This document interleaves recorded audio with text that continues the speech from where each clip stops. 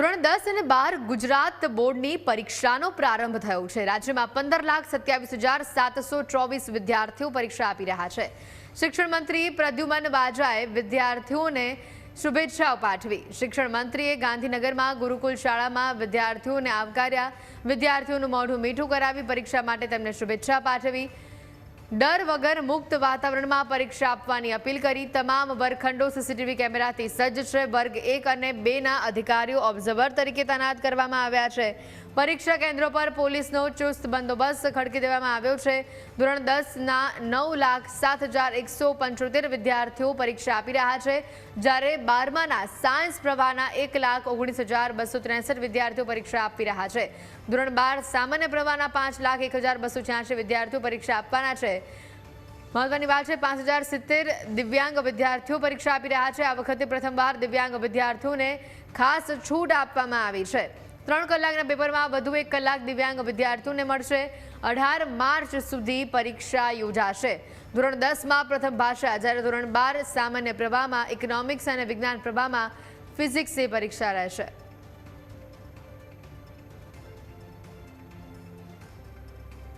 तो આજથી જ્યારે બોર્ડના વિદ્યાર્થીઓની પરીક્ષા ચાલુ થઈ રહી છે ત્યારે ગાંધીનગરથી શિક્ષણ મંત્રી દ્વારા બોર્ડના વિદ્યાર્થીઓને શું સંદેશો આપવામાં આવ્યો તે પણ સાંભળી લો। રાજ્યમાં આજથી ધોરણ 10 અને 12ની બોર્ડની પરીક્ષાનો આરંભ થઈ રહ્યો છે ત્યારે રાજ્યના શિક્ષણ મંત્રી ડોક્ટર પ્રદ્યુમન વાજા જે છે તે વિદ્યાર્થીઓને શુભકામના આપવા માટે ગાંધીનગરની ગુરુકુળ શાળા ખાતે પહોંચ્યા હતા। ડોક્ટર પ્રદ્યુમન વાજા જે શિક્ષણ મંત્રી છે તેમની સાથે સંવાદ કરીશું। સાહેબ, આજથી 10 અને 12ની વિદ્યાર્થીઓનો પરીક્ષાનો આરંભ થઈ રહ્યો છે, વિદ્યાર્થીઓ માટે શું સંદેશો? નમસ્તે। આજથી ધોરણ 10 અને ધોરણ 12ની ગુજરાત બોર્ડની જે પરીક્ષાઓનો આરંભ થઈ રહ્યો છે ત્યારે બધા જ વિદ્યાર્થીઓ એક ડર વગર મુક્ત વાતાવરણમાં પરીક્ષા આપે અને પરીક્ષા એ એક ઉત્સવ તરીકે બધા જ વિદ્યાર્થીઓ જુએ એ માટે બધા જ પરીક્ષાર્થીઓને હું ખૂબ ખૂબ શુભેચ્છાઓ પાઠવું છું। એમણે જે પોતે સપનાઓ જોયેલા છે, એમના માતા પિતા અને ગુરુજનોએ જે સપના જોયેલા છે એ સપનાઓ સાકાર થાય એની પણ હું શુભેચ્છાઓ પાઠવું છું। આજે લગભગ 1,701 કેન્દ્રો પર આશરે 15,27,784 વિદ્યાર્થીઓ પરીક્ષા આપશે અને આ પરીક્ષામાં ગેરરીતિનો એક પણ બનાવ ના બને એના માટે ગુજરાત સરકારે પૂરા તકેદારીના પગલાં ભરેલા છે। તમામ પરીક્ષા કેન્દ્રોના તમામ બ્લોક સીસીટીવીથી સજ્જ છે।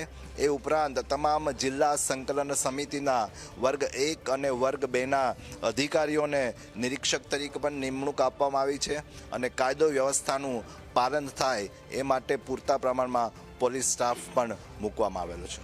શિક્ષણ બોર્ડ દ્વારા જે નવતર પ્રયોગ હાથ ધરવામાં આવ્યો છે, QR કોડ જે છે તે વિદ્યાર્થીઓ રિસીપ્ટમાં આપવામાં આવ્યો છે, જેથી શાળા જે છે તે સમયસર બાળકોને મળી રહે।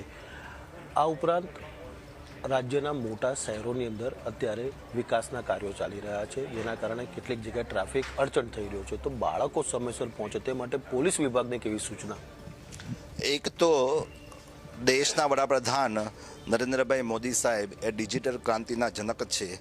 એ ડિજિટલ ક્રાંતિના ભાગરૂપે આ QR કોડનું પણ સુંદર આયોજન કરવામાં આવ્યું છે અને જેથી કરી અને QR કોડ સ્કેન કરી અને સમગ્ર માહિતી on the tip of finger મળી શકે।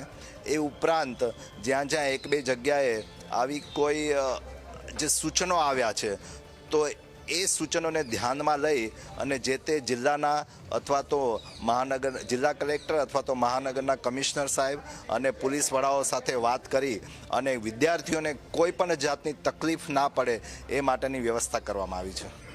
સાહેબ, છેલ્લો સવાલ, ગઈકાલે રાજ્યના શિક્ષણ વિભાગ દ્વારા એક પરિપત્ર જાહેર કરવામાં આવ્યો જેમાં પ્રાથમિક શાળાના શિક્ષકો જે છે તે હવે બિન શૈક્ષણિક કામગીરીમાં નહીં જોતરાય, આ પ્રકારનો એક પરિપત્ર કરવામાં આવ્યો છે, એ વિશે આપ શું કહેશો? શિક્ષણ વિભાગનો જે 4 એપ્રિલ 2011નો જે પરિપત્ર છે એને ધ્યાનમાં રાખીને કે શિક્ષકોએ જે સંદર્ભ 4 એપ્રિલ 2011નો જે પરિપત્ર હતો તેમાં શિક્ષણ સિવાયની કામગીરી શિક્ષકની સંમતિ વિના ફરજ ન પાડવા અને નામદાર સુપ્રીમ કોર્ટના જે RT એક્ટ 2009નું અસરકારક અમલીકરણ કરવા તેમજ BLO અને BLO સુપરવાઇઝરશ્રીને મતદાર યાદીની ખાસ સઘન કામગીરી માટે અન્ય કામગીરીમાંથી સંપૂર્ણ મુક્તિ આપવા માટે વિવિધ રજૂઆતો મળેલ હતી. તો આ જે પરિપત્ર પ્રસિદ્ધ 2011માં કરવામાં આવેલ એ સૂચનાઓનું અસરકારક અમલીકરણ થાય તે નિશ્ચિત કરવા માટે આ પત્ર દ્વારા જણાવવામાં આવ્યું છે. વાત કરવા માટે તો હતા રાજ્યના શિક્ષણ મંત્રી ડૉક્ટર પ્રદ્યુમન વાજા, જેઓએ સ્પષ્ટપણે કહ્યું હતું કે આજે ધોરણ 10 અને 12ની પરીક્ષાનો આરંભ થઈ રહ્યો છે તે મામલે જે છે તે વિદ્યાર્થીઓને શુભકામનાઓ પાઠવવામાં આવી રહી છે. સાથોસાથ રાજ્ય સરકારે જે રીતે પરિપત્ર જાહેર કર્યો હતો પ્રાથમિક શિક્ષણને લઈને, તે પરિપત્ર વિશે પણ તેઓએ સ્પષ્ટતા કરી કે રાષ્ટ્રહિતનું કામ હશે તો શિક્ષક તે કામગીરી કરશે, પરંતુ એ સિવાયના બીજા જે કોઈ કામો હશે તો તે કામગીરી જે છે તે શિક્ષકો નહીં કરે. કેમેરામેન નરેશ બુટિયા સાથે મલ્હાર વોરા, ન્યૂઝ કેપિટલ, ગાંધીનગર.